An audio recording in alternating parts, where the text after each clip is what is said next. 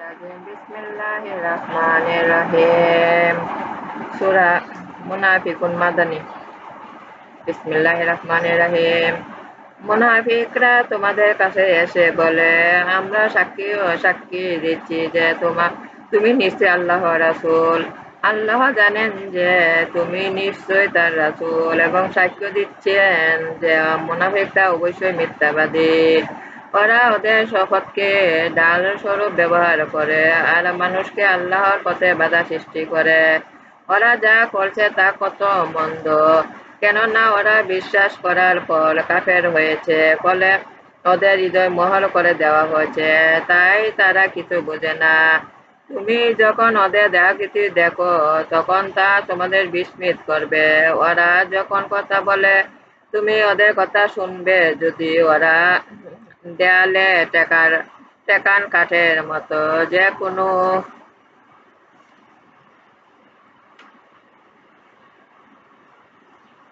কোনো শোরগোল ওরা ওদের বিরুদ্ধে ভাবে।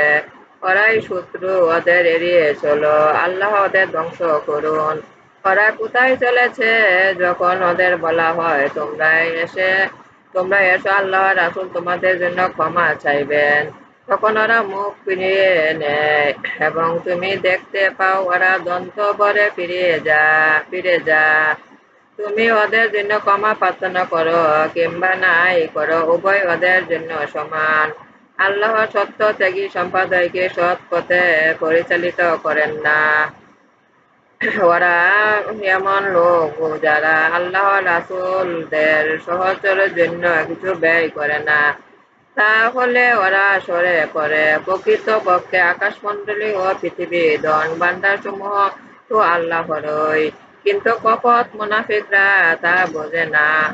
ওরা বলে, আমরা মদিনায় প্রত্যাবর্তন করলে সেখান থেকে আমরা দুর্বলকে মুসলমানদের বহিষ্কৃত করব, কিন্তু প্রকৃত শক্তি যে শুধু আল্লাহ